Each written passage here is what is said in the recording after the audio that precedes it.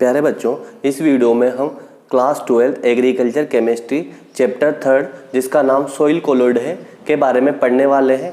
इस चैप्टर का board exam में वेटेज 3 मार्क्स का होता है। इस चैप्टर से 1 क्वेश्चन 1 मार्क्स का एंड 1 क्वेश्चन 2 मार्क्स का आता है। इसके अलावा इस चैप्टर से जेट एग्जाम में एवरी ईयर 1 या 2 क्वेश्चन पूछे जाते हैं। सॉइल कोलॉइड पढ़ने से पहले हम कोलॉइड्स क्या होता है, इसकी प्रॉपर्टीज क्या क्या होती हैं, इसके बारे में डिस्कस करेंगे। Father of colloidal chemistry Thomas Graham को कहा जाता है। कोलॉइड एक ग्रीक वर्ड कोला प्लस ओइड से डिराइव हुआ है, जिसका मतलब ग्लू लाइक होता है। Thomas Graham classified the water soluble substance into 2 categories depending upon the rate of diffusion through semi permeable membrane. One is crystalloid and another is colloid.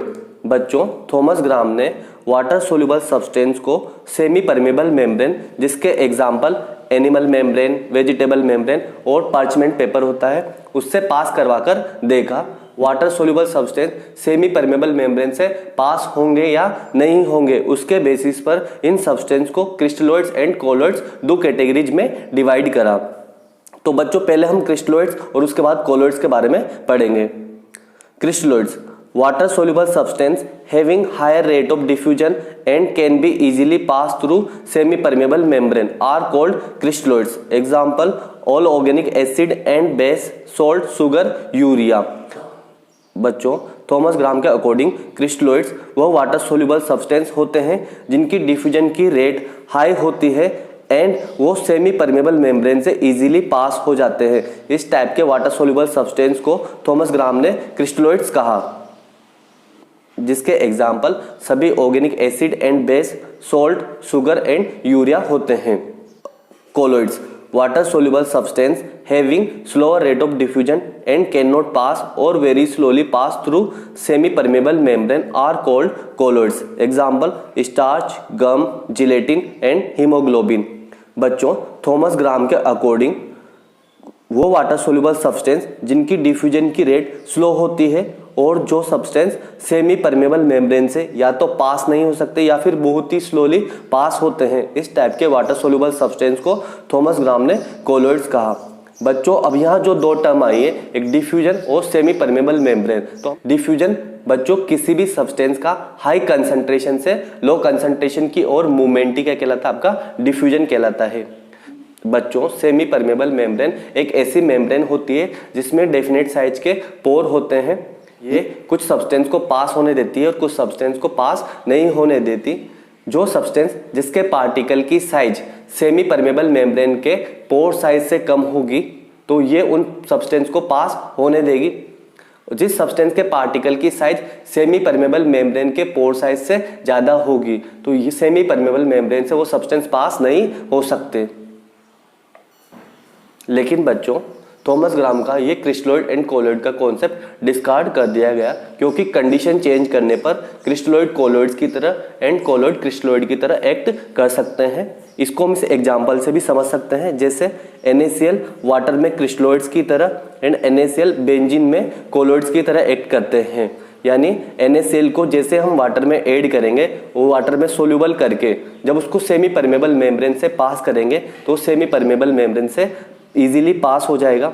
लेकिन जैसे ही हम NaCl को बेंजीन सॉल्वेंट में add करके जब semi permeable membrane से पास करवाएंगे तो उससे पास नहीं होगा, यानी वो कोलॉइड की तरह एक्ट करेगा। इसी तरीके से सोप भी वाटर में कोलॉइड्स की तरह एंड बेंजीन सॉल्वेंट में क्रिस्टलोइड की तरह एक्ट करता है। यानी डिफरेंट कंडीशन में क्रिस्टलोइड कोलॉइड की तरह एंड कोलॉइड क्रिस्टलोइड की तरह एक्ट कर सकते हैं। तो ये कॉन्सेप्ट डिस्कार्ड कर दिया गया। तो बच्चों, एक्चुअल में कोलॉइड होता क्या है, इसे समझने के लिए हमें कुछ बेसिक चीज़ें जानना जरूरी है। जैसे हमने एक बीकर में एक सब्सटेंस लिया है जिसका अमाउंट ज़्यादा है और एक सब्सटेंस इसमें जो हम ऐड कर रहे हैं उसका अमाउंट कम है। तब इन सब्सटेंस को ऐड करेंगे तो मिक्सचर या सॉल्यूशन बनेगा। इस मिक्सचर या सॉल्यूशन में जो सब्सटेंस लेस अमाउंट में है उसे हम सोल्यूट कहेंगे और जो सब्सटेंस मोर अमाउंट में है उसे सोलवेंट कहेंगे। यानी किसी भी सॉल्यूशन में एक सोल्यूट होता है और एक सोलवेंट होता है और दोनों मिलके सॉल्यूशन बनाते हैं। और किसी भी सॉल्यूशन में जो सब्सटेंस कम अमाउंट में होगा उसे सोल्यूट कहेंगे और जो मोर अमाउंट में होगा उसे सोलवेंट कहेंगे। तो बच्चों ये जो मिक्सचर या जो सॉल्यूशन बना है, इसमें जो सोल्यूट है वो सोल्यूबल भी हो सकता है, इनसोल्यूबल भी हो सकता है। तो इस मिक्सचर की भी डिफरेंट डिफरेंट स्टेट पॉसिबल हैं। जैसे किसी भी मैटर या सब्सटेंस की physical state solid, liquid, gas होती है, उसी तरीके से किसी भी मिक्सचर की डिफरेंट डिफरेंट स्टेट पॉसिबल होती हैं, जिन्हें हम आगे समझने वाले हैं। तो बच्चों मिक्सचर या सॉल्यूशन की क्या क्या स्टेट पॉसिबल है या किस टाइप के मिक्सचर या सॉल्यूशन बनेंगे, हमें इसको समझने के लिए अब हमने 3 डायग्राम लिए हैं, जिसको हम एक के बाद एक समझेंगे। तो बच्चों डायग्राम ए में हमने एक बीकर में एक सब्सटेंस मोर अमाउंट में लिया है, जिसे हम सॉल्वेंट कहेंगे, जिसका काम डिसॉल्व करने का है। इसमें हम एक सब्सटेंस जिसका अमाउंट लेस है उसको ऐड करें, जिसे हम सोल्यूट कहेंगे। तो बच्चों कंडीशन यहाँ ये है कि जो सोल्यूट हम इसमें ऐड कर रहे हैं ये इसमें कंप्लीटली डिसॉल्व हो जाता है, यानी इसमें पूरा का पूरा सोल्यूबल हो जाता है। तो इससे जो सॉल्यूशन बनेगा, इस टाइप के सॉल्यूशन को हम ट्रू सॉल्यूशन कहेंगे, जिसे क्रिस्टलोइड्स भी कहते हैं। यानी इस टाइप के सॉल्यूशन को अगर हम सेमी परमेबल मेम्ब्रेन से पास करवाएं तो ये उससे ईजिली पास हो जाएंगे या ईजिली डिफ्यूज हो जाएंगे। क्यों हो जाएंगे? क्योंकि इसमें जो पार्टिकल्स की साइज होती है वो 1 नैनोमीटर से कम होती है। जैसे बच्चों इसको हम एक एग्जांपल से समझ सकते हैं कि हमने बीकर के अंदर वाटर फिल करा है और इसमें हम शुगर ऐड कर रहे हैं, तो शुगर वाटर में कंप्लीटली सोल्यूबल हो जाएगी और जब हम इसको सेमी परमेबल मेम्ब्रेन से पास करेंगे तो उससे इजीली पास हो जाएगा, और इस टाइप के सॉल्यूशन को हम ट्रू सॉल्यूशन कहेंगे। तो जो आपका सोल्ट सॉल्यूशन, शुगर सॉल्यूशन होते हैं वो ट्रू सॉल्यूशन या क्रिस्टलोइड्स के एग्जाम्पल होते हैं। तो बच्चों डायग्राम बी को समझने से पहले हम डायग्राम सी को समझेंगे, फिर डायग्राम बी को। तो बच्चों डायग्राम सी में हमने बीकर में एक सॉल्वेंट लिया है, इसमें जो सोल्यूट ऐड कर रहे हैं वो इसमें इनसोल्यूबल होता है, वो ग्रेविटी की वजह से वो इसकी सरफेस पे नीचे सेटल डाउन हो जाएगा। तो इस टाइप का जो सॉल्यूशन बनेगा उसे हम सस्पेंशन कहेंगे, और इसमें पार्टिकल की साइज 1000 नैनोमीटर से ज़्यादा होती है। हम सस्पेंशन के पार्टिकल को सेमी परमेबल मेम्ब्रेन से पास करवाएंगे तो ये उससे पास नहीं होंगे। तो बच्चों इसको हम एक एग्जांपल से भी समझ सकते हैं। जैसे एक बीकर में हमने वाटर सॉल्वेंट लिया है और उसमें हम स्टोन के स्मॉल स्मॉल पीसेस अगर ऐड करेंगे तो ग्रेविटी की वजह से नीचे सेटल डाउन हो जाएंगे और वाटर में भी इनसोल्यूबल रहेंगे। तो इस टाइप के सॉल्यूशन को हम सस्पेंशन कहेंगे, और इन पार्टिकल की साइज 1000 नैनोमीटर से ज़्यादा होती है। तो इसके बाद हम डायग्राम बी को समझेंगे। बच्चों डायग्राम बी को समझने के लिए हमने बीकर में एक सॉल्वेंट लिया है और इसमें हम सोल्यूट ऐड कर रहे हैं। यहाँ कंडीशन ये है कि ये जो सोल्यूट हमने लिया है अगर इसको हम नेक्ड आई से देखेंगे तो ये इसमें हमें सोल्यूबल दिखाई देगा, बट अगर हम इसको इलेक्ट्रॉन माइक्रोस्कोप से देखेंगे तो ये इसके अंदर इनसोल्यूबल दिखाई देगा। यानी इस सोल्यूट के पार्टिकल इस सॉल्वेंट के अंदर कहीं ना कहीं दिखाई देंगे, यानी इसके अंदर डिस्पर्ज हैं, और इन पार्टिकल्स को हम कोलोइडल पार्टिकल्स कहेंगे, और इस टाइप के मिक्सचर या सॉल्यूशन को हम कोलोइडल सॉल्यूशन कहेंगे। और यहाँ पार्टिकल साइज 1 नैनोमीटर से 1000 नैनोमीटर के बीच में होती है। यानी इन पार्टिकल्स को अगर हम सेमी परमेबल मेम्ब्रेन से पास करवाएं तो ये उससे पास नहीं होंगे, यानी उससे डिफ्यूज नहीं होंगे। यानी बच्चों कोलोइड एक्चुअल में किसी भी मिक्सचर की एक स्टेट होती है या एक टाइप का सॉल्यूशन होता है जिसमें 2 फेज दिखाई देंगी, यानी एक सोल्यूट की फेज होती है और एक सॉल्वेंट की फेज होती है।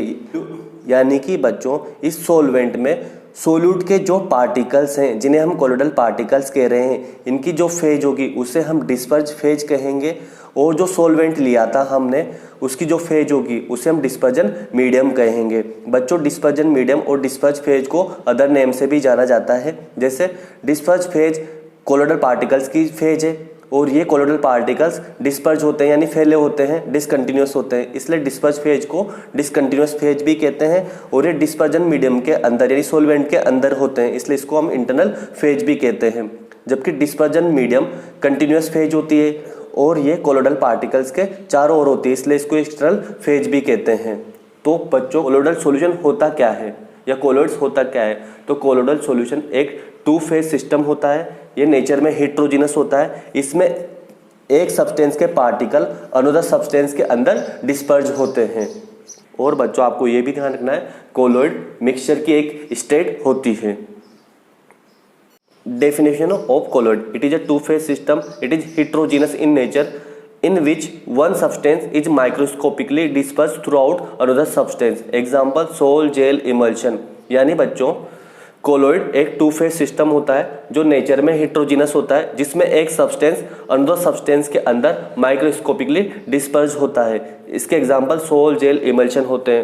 यानी बच्चों कोलोइड के भी फर्दर फिर बहुत सारे टाइप्स होते हैं। यानी कोलोइडल सॉल्यूशन में जो सोल्यूट है वो सॉलिड, लिक्विड, गैस हो सकता है। वैसे ही जो सॉल्वेंट है वो भी सॉलिड, लिक्विड, गैस हो सकता है। तो उसके भी बहुत सारे टाइप्स बनेंगे। तो बच्चों थॉमस ग्राम के अकॉर्डिंग वाटर सोल्यूबल सब्सटेंस जो सेमी परमेबल मेम्ब्रेन से इजीली पास हो रहे थे उनको क्रिस्टलोइड्स कहा था, और जो water soluble substance semi permeable membrane से इजीली पास नहीं हो रहे थे, डिफ्यूज नहीं हो रहे थे, उनको उन्होंने कोलोइड्स कहा था। कि एक्चुअल में कोलोइड वो सॉल्यूशन होता है जिसमें एक सब्सटेंस के पार्टिकल दूसरे सब्सटेंस के पार्टिकल के अंदर डिस्पर्स होते हैं, जिसमें टू फेज होती है और हेट्रोजीनस सिस्टम होता है। एक्चुअल में कोलोइड इसे कहते हैं। तो बच्चों अब हम डिस्कस करने वाले हैं प्रॉपर्टीज ऑफ कोलोइड की, जिससे हमने कोलोइड्स कहा है उनमें क्या क्या प्रॉपर्टीज मिलती हैं। तो कोलोइड्स की जो फर्स्ट प्रॉपर्टीज है वो है heterogeneity. Colloids do not form true solutions, colloids are heterogeneous in nature. तो बच्चों कोलोइड ट्रू सॉल्यूशन नहीं बनाते, यानी कोलोइड सेमी परमेबल मेम्ब्रेन से इजीली पास नहीं होते। यानी कोलोइडल सॉल्यूशन में जो सोल्यूट है वो सॉल्वेंट के अंदर डिसॉल्व, कंप्लीटली डिसॉल्व नहीं होता और ये नेचर में हेट्रोजीनस होते हैं। A colloidal system is made up of two phases. और बच्चों कोलोइडल सिस्टम दो फेज से मिलकर बना होता है, डिस्पर्स फेज और डिस्पर्जन मीडियम। तो बच्चों जिसको हम डायग्राम में पहले ही डिस्कस कर चुके हैं। डिस्पर्स फेज होती क्या है? The substance distributed as the colloidal particles is called disperse phase और इंटरनल फेज और डिसकंटिन्यूअस फेज। तो बच्चों हमने देखा था कोलोइडल सॉल्यूशन में जो कोलोइडल पार्टिकल्स मिल रहे थे जो कि पूरे डिस्पर्जन मीडियम के अंदर डिस्ट्रीब्यूटेड थे, उन कोलोइडल पार्टिकल्स की फेज को ही डिस्पर्स फेज, इंटरनल फेज और डिसकंटिन्यूअस फेज कहा जाता है। इसके बाद हम बात करेंगे dispersion medium. The continuous phase in which the colloidal particles are disperse is called dispersion medium. यानी बच्चों वो कंटिन्यूअस फेज जिसमें कोलोइडल पार्टिकल डिस्पर्ज होते हैं, यानी उस सॉल्वेंट को ही हम क्या कहते हैं? Dispersion medium. और डिस्पर्जन मीडियम को कंटिन्यूअस फेज और एक्सटर्नल फेज भी कहा जाता है। यानी कोलोइडल सॉल्यूशन में दो फेज होती है, एक डिस्पर्ज फेज होती है या जो सोल्यूट की फेज होती है, और एक डिस्पर्जन मीडियम होता है जो सॉल्वेंट की फेज होती है, या सॉल्वेंट को ही डिस्पर्जन मीडियम कहा जाता है।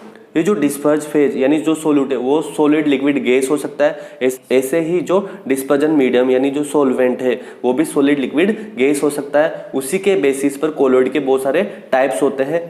तो पहला जो कोलोइडल सॉल्यूशन का टाइप है वो है सोल।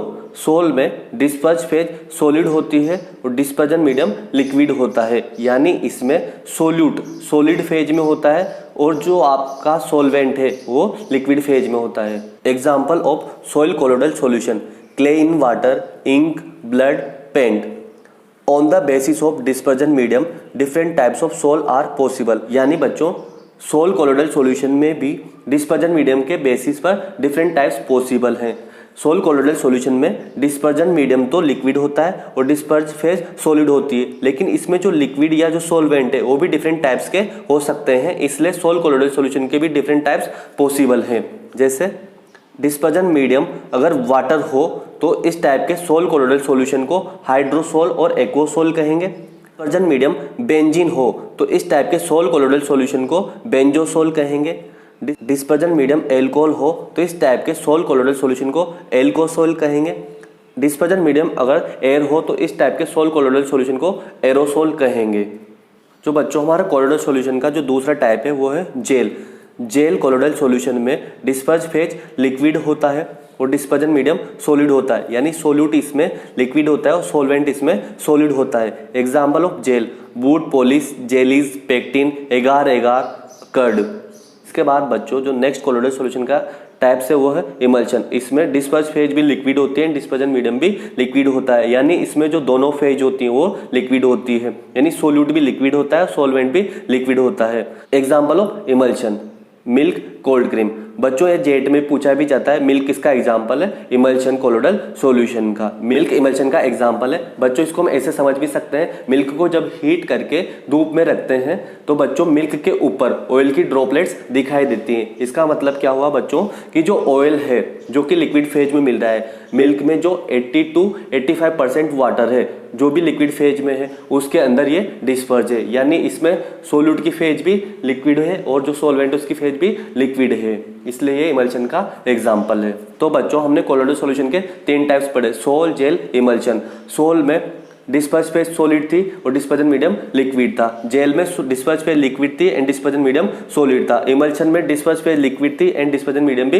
लिक्विड था। इसके अलावा भी बहुत सारे टाइप्स पॉसिबल है, लेकिन आपके सिलेबस में 3 दे रखे हैं। तो बच्चों हमारी कोलोइड की फर्स्ट प्रॉपर्टीज क्या है? हिट्रोजिनिटी, की कोलोइडल सॉल्यूशन हिट्रोजिनस नेचर में होते हैं और ट्रू सॉल्यूशन का फॉर्मेशन नहीं करते।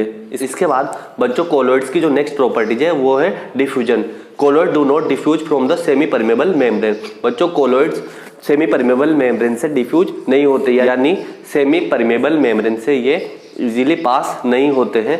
और डिफ्यूजन की डेफिनेशन हम ऑलरेडी देख चुके हैं। Diffusion is the movement of a substance from an area of high concentration to an area of low concentration.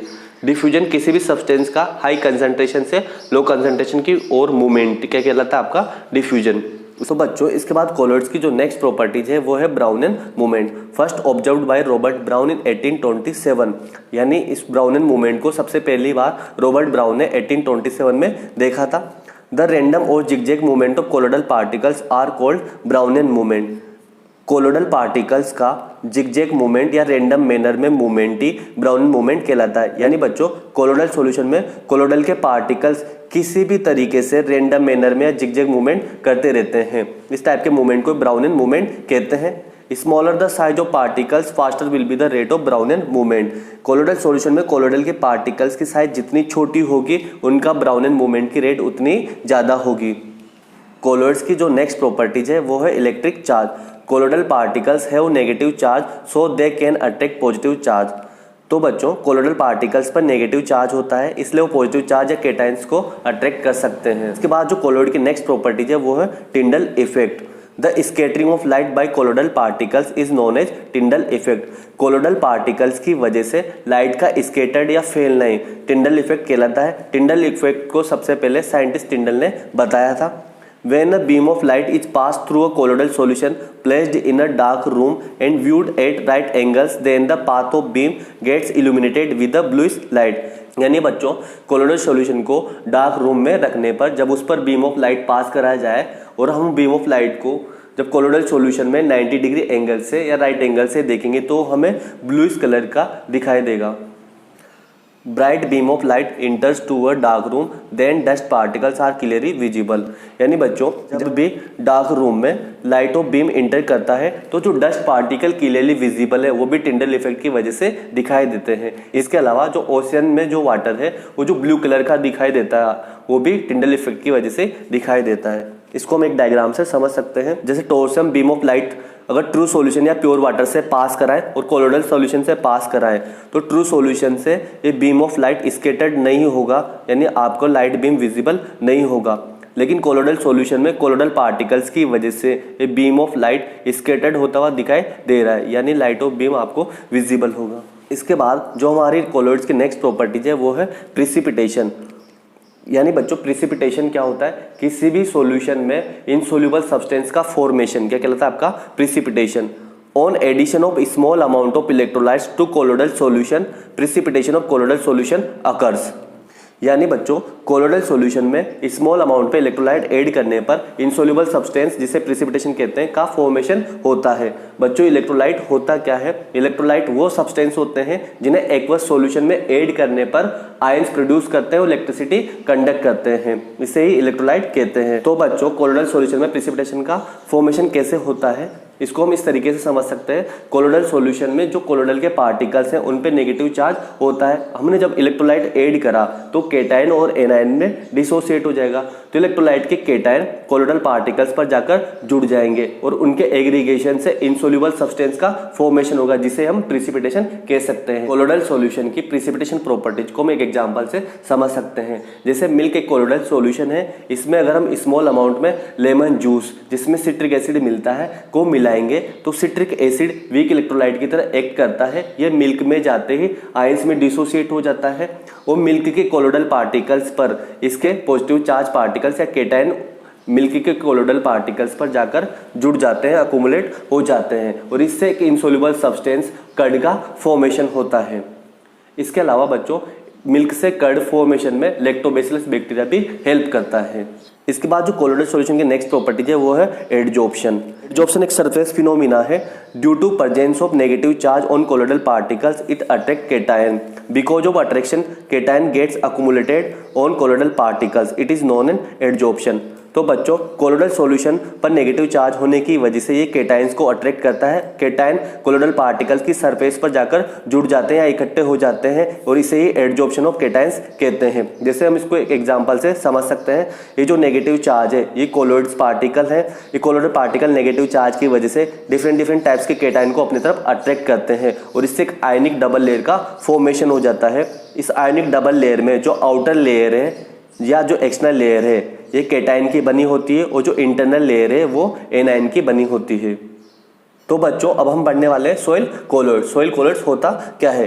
Soil particles whose diameter is in between 1 to 100 nanometer और 1 to 100 milli micron and possess colloidal properties are called soil colloids. Soil के वो particle जिनका diameter 1 से 100 nanometre या 1 से 100 milli micron के बीच में हो और जिनमें कोलोइडल प्रॉपर्टीज मिलती हो, इस टाइप के सॉइल के पार्टिकल्स को सॉइल कोलोइड कहते हैं।